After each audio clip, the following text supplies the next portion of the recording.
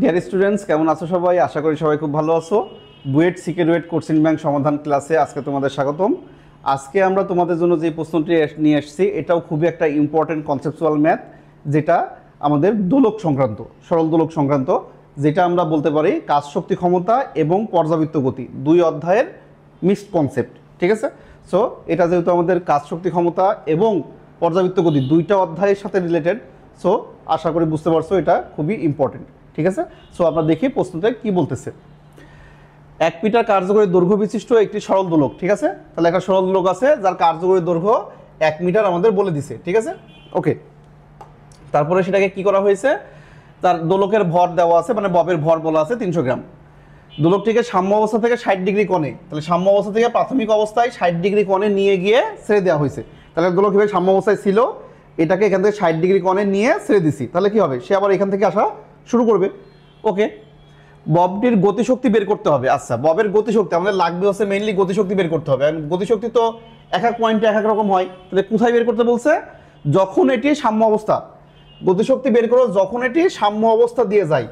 তাহলে সাম্য অবস্থা মানে কি, x = 0 পয়েন্টে, তাহলে সাম্য অবস্থায় একবার আমাদের বের করতে হবে। এবং যখন সুতা সাম্য অবস্থার সাথে, কার সাথে, সাম্য অবস্থার সাথে 30 ডিগ্রি কোণে আছে, তাহলে দুইটা পয়েন্টে গতিশক্তি বের করতে বলছে। এক হচ্ছে সাম্য অবস্থানের গতিশক্তি, আর এক হচ্ছে যখন সেটা 30 ডিগ্রি কোণে আছে ওই মুহূর্তের গতিশক্তি। ওকে, তাহলে আসো আমরা শুরু করি। যে আমাদের দোলকটা যদি আমরা বলি, তাহলে আমাদের এই ধরলাম যে এখান থেকে একটা দোলক ঝোলানো আছে, এটা হচ্ছে দোলকের সাম্য অবস্থা ছিল। ঠিক আছে? তাহলে এটাকে প্রাথমিকভাবে কি বলা হচ্ছে, 60 ডিগ্রি কোণে নিয়ে যাওয়া হয়েছে। তাহলে এখান থেকে আমাদের 60 ডিগ্রি কোণে হয়তো এখানে নিয়ে আসলাম, এই হচ্ছে আমাদের 60 ডিগ্রি কোণ। ওকে, তাহলে এই কোণের মানটা দেওয়া আছে 60। তাহলে প্রাথমিক অবস্থা যখন 60 ডিগ্রি কোণে নিয়ে যাব, তখন কি ঘটনা ঘটবে, এর মধ্যে একটা নির্দিষ্ট পরিমাণ বিভব শক্তি জমা হবে, কারণ আমাদের এই আনুভূমিক লেভেলের সাপেক্ষে সে একটা কি করবে, নির্দিষ্ট পরিমাণ উচ্চতা অতিক্রম করবে। তাহলে এই উচ্চতা লাভ করার কারণে তার মধ্যে একটা বিভব শক্তি জমা হয়েছে। যখন সাম্য অবস্থা থেকে এখানে নিয়ে গেলাম, এই অবস্থায় দোলকের মধ্যে একটা বিভব শক্তি জমা হয়েছে, সেই বিভব শক্তির মান কত, mgh। ওকে, এখন যখন দোলকটাকে ছেড়ে দিব, তাহলে এই বিভব শক্তি আস্তে আস্তে গতিশক্তিতে কনভার্ট হওয়া শুরু করবে। আস্তে আস্তে যখন এই পয়েন্টে, তাহলে প্রথমটা যেহেতু বলছে সাম্য অবস্থায়, তাহলে এটা পুনরায় যখন এইখান থেকে এই পয়েন্টে আবার ফিরে আসবে, তখন কি হবে, এখানে আবার বিভব শক্তি 0 হয়ে যাবে। তাহলে এখানকার যেহেতু বিভব শক্তি 0, তাই এই পয়েন্টের বিভব শক্তির পুরোটাই এখানে এসে গতিশক্তিতে কনভার্ট হবে। তাহলে একটা প্রথম কথা আমরা আসি যে সাম্য অবস্থায়, সাম্য অবস্থার ক্ষেত্রে সাম্য অবস্থায় গতিশক্তির মান, তাহলে সাম্য অবস্থায় গতিশক্তি ½ mv² যদি আমরা বলি, সেই গতিশক্তির মানটা কত হবে, এইখানে যে বিভব শক্তি ছিল তার সমান। তাহলে এখানকার বিভব শক্তি কত, mgh। তাহলে এই সাম্য অবস্থায় বিভব শক্তি গতিশক্তির মান হবে এই পয়েন্টের গতিশক্তির সমান, কারণ এখানে শক্তির আর কোনো ফ্রিকশন বা অন্য কোনো ঘর্ষণ কিছু নাই যেহেতু, তাই শক্তির আর কোনোভাবে অপচয় হবে না, পুরো বিভব শক্তিটাই এই পয়েন্টের গতিশক্তিতে কনভার্ট হবে। তো এখন আমাদের এইচ এর মান তো আমরা জানি না, তাহলে এইচ এর মানটা আমাদের আগে বের করতে হবে। তাহলে এম এর মান দিয়ে আছে 300 গ্রাম, তার মানে 0.3 কেজি। জি এর মান বলা আছে 10, হ্যাঁ জি এর মান 10 ইন্টু এইচ। তাহলে একটা দোলককে যখন আমাদের দোলকের কার্যকরী দৈর্ঘ্য যদি এল হয়, ঠিক আছে, কার্যকরী দৈর্ঘ্য যদি এল হয় আর তাকে যদি থিটা কোণে সরানো হয়, তাহলে আমাদের এইচ এর মান কত হয়। তাহলে এটা আমরা পর্যাবৃত্ত গতির ওখানে ডিরেক্ট সূত্র বলতে পারি, বা এখান থেকে দেখাতে পারি যে এইচ এর মান হয় এল ইন্টু 1 - cos থিটা। ঠিক আছে? তাহলে এটা আমরা পর্যাবৃত্ত গতি অধ্যায় সরাসরি সূত্র দিয়ে লিখলে কোনো সমস্যা নাই, যে কোনো একটা দোলককে তার কার্যকরী দৈর্ঘ্য যদি এল জানা থাকে আর তাকে সাম্য অবস্থা থেকে যদি থিটা কোণে সরানো হয়, তাহলে স্যার এই সাম্য অবস্থার সাপেক্ষে তার যে উল্লম্ব উচ্চতা হবে L into 1 - cos theta. So এখানে এল এর মান কত, এল এর মান তো 1, এল এর মান 1 ইন্টু 1 - cos থিটা, তাহলে cos 60। তাহলে cos 60 এর মান আমরা কত জানি, ½ ঠিক আছে?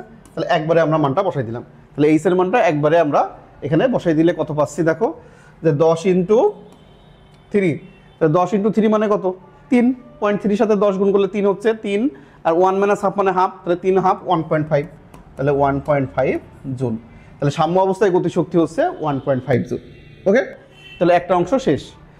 এরপরে বলছে দোলকটা যখন সুতার সাম্য অবস্থার সাথে 30 ডিগ্রি কোণে আছে ওই মুহূর্তের গতিশক্তি বের করতে হবে। আচ্ছা, ওই মুহূর্তের গতিশক্তি যদি আমরা বের করতে চাই, তাহলে আসো যে এই দোলকটা যখন এইখানে এই মাঝবর্তী কোনো একটা জায়গায় এখানে আসছিল, তাহলে এই অবস্থায় ছিল, তখন তার কোণ ছিল কত, 30 ডিগ্রি। এই অবস্থানে আবার তার গতিশক্তি বের করতে বলছে। এখন এই অবস্থানে যখন আমরা গতিশক্তি বের করতে থাকবো, তাহলে দেখো যে এই পয়েন্টে যখন আসছে, তখন এইখানে যে বিভব শক্তি তার সম্পূর্ণটা তো গতিশক্তিতে কনভার্ট হবে না, কারণ এই পয়েন্ট নিজে একটা উচ্চতায় আছে, এখান থেকে এইচ পরিমাণ বা এইচ প্রাইম ধরলাম, তাহলে এই এইচ প্রাইম পরিমাণ যেহেতু উচ্চতায় আছে, তাহলে তার এখানে নিজের একটা বিভব শক্তি আছে, তাহলে এই পয়েন্টের গতিশক্তি আর বিভব শক্তির যোগফল হবে শেষের পয়েন্টের বিভব শক্তির সমান। তাই আমরা এই ক্ষেত্রে যে 30 ডিগ্রি কোণের অবস্থানে, ঠিক আছে, তাহলে 30 ডিগ্রি অবস্থানে তাহলে সাম্য অবস্থানে করছি, এখন আমরা 30 ডিগ্রি অবস্থানে কি করতে পারি, যে এই পয়েন্টে গতিশক্তি আর বিভব শক্তির সমষ্টি, কারণ এখন আমাদের এর মধ্যে কি আছে, গতিশক্তিও আছে বিভব শক্তিও আছে, তাহলে এই জায়গায় হবে কি যে half mv² plus mgh prime, এই পয়েন্টের বিভব শক্তি হবে mgh প্রাইম সমান সমান mgh। ওকে, ক্লিয়ার? যে আমরা শক্তি সংরক্ষণ নীতি, যে এই পয়েন্টের শক্তি ছিল শুধু mgh, আর এখানে গতিশক্তি বিভব শক্তি দুটাই আছে, তাই half mv² plus mgh prime সমান সমান mgh। তাহলে আমাদের গতিশক্তি চাইছে, তাহলে আমরা হাফ mv² যদি এই পাশে রেখে দিই, তাহলে আমাদের মানটা কত আসছে, mgh minus mgh prime.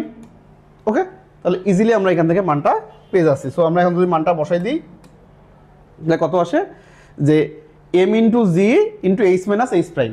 Okay, তাহলে m into G H minus H prime, তাহলে এখান থেকে আমাদের মানটা কত, যে m এর মান তো 0.3, জি এর মান 10, তাহলে 0.3 into 10 into H minus H prime, তাহলে এইচ এর মানটা আমরা এখানে কত দেখছিলাম, যে 1 ইন্টু 1 মাইনাস কস থিটা, তাহলে এইচ এর মান প্রথম এইচ এর জন্য কস থিটা ছিল 60, তাহলে এটা ছিল হাফ, তাহলে 0.5 মাইনাস পরের এইচ প্রাইম যখন বের করবো তখন কন নিব 30, তাহলে 30 যদি হয় এল এর মান তো 1, তাহলে 1 মাইনাস কস 30, তাহলে 1 মাইনাস কস 30 করলে কত আসে, যে কস 30 এর মান হচ্ছে 0.866।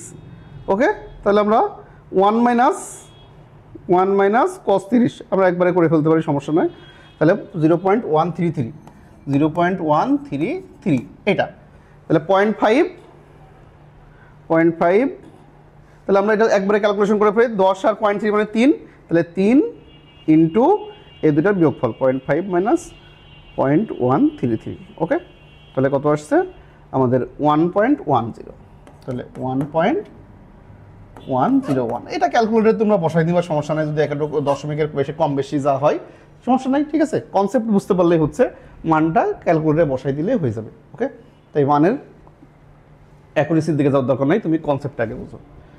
তাহলে জাস্ট আমাদের দোলকের কনসেপ্ট থেকে শক্তি সংরক্ষণ নীতি, যে আমরা এখানে কিন্তু আরেকটা জিনিস দেখো, আমাদের সব জায়গায় গতিশক্তির মানটা চাইছে, যদি বেগ চাইতো তাহলে কিন্তু আমরা এখান থেকে ইজিলি বের করতে পারতাম, কারণ কি যে হাফ mv² তো গতিশক্তি, আর যদি বেগ চাইতো তাহলে এটা দিয়ে ভাগ করে দিয়ে রুট করে দিয়ে আমরা বেগের মান বের করতাম, যে সাম্য অবস্থায় বেগ, তাহলে এখানে গতিশক্তি আসছে, পরবর্তীতে আমাদের বেগ আসতে পারে, সো এই জন্য আমরা এখানে ইকে না লিখে কিন্তু হাফ mv² লিখছি, পরবর্তীতে তোমার বেগ দরকার হলে আমরা এখান থেকে ভাগ করে ইজিলি যাতে বেগটা বের করতে পারি।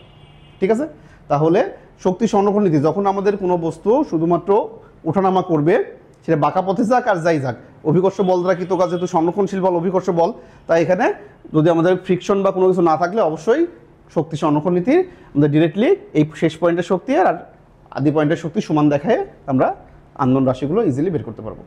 ঠিক আছে, এখন এই প্রশ্নটাও আমাদের রুয়েটাই দুইবার আসছে, একবার 15-16-তে আসছে, একবার 18-19-এ আসছে, ভাষা হয়তো একটু চেঞ্জ ছিল, কিন্তু দুইবার কিন্তু আসছে সেম প্রশ্ন। এই জন্য আমরা বারবার বলতেছি যে ইঞ্জিনিয়ারিংয়ে বা সিকিউরিটির এই সকল প্রশ্নগুলো কিন্তু রিপিট হয়, বা একই প্রশ্নের আমরা ডাটা একটু চেঞ্জ করে দিয়ে আসে, এজন্য এগুলো বিগত সালের কোশ্চেনগুলো খুবই ইম্পর্টেন্ট।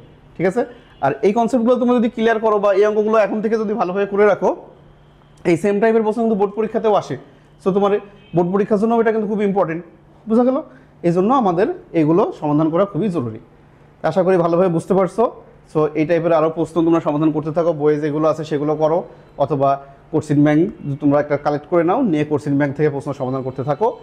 যদি কোনো প্রশ্নের সমস্যা হয় আমাদের কমেন্টে জানাতে পারো, অথবা আমাদের ফেসবুক গ্রুপে যুক্ত হও, সাইফুলস ফিজিক্স সাব স্টুডেন্ট গ্রুপ আছে, সেখানে যুক্ত হয়ে তোমরা তোমাদের যে কোনো প্রবলেম শেয়ার করতে পারো, আমাদের পিকচার ছবি তুলে দিবা, অথবা কোনো কিছু জানার থাকলে মানে কমেন্ট করবা বা পোস্ট করবা, আমরা তার কিন্তু রিপ্লাই দিব। ঠিক আছে, সো আমাদের ফেসবুকে আমাদের গ্রুপে যুক্ত হও এবং আমাদের পেজে লাইক শেয়ার দিয়ে রাখো, আর ইউটিউব চ্যানেল থেকে দেখলে অবশ্যই সাবস্ক্রাইব করে ভিডিওটা একটু লাইক দিয়ে দাও, আর ফ্রেন্ডসদের সাথে একটু শেয়ার করার চেষ্টা করো, যেন সবাই মিলে একসাথে আমরা কি করতে পারি, আমাদের সবার নলেজ লেভেলটাকে আরেকটু বিল্ড আপ করতে পারি, এবং পরবর্তীতে আমরা কিন্তু সফলতা অর্জন করতে পারি। ঠিক আছে, আজকের মতো এই পর্যন্তই, দেখা হচ্ছে নেক্সট ক্লাসে।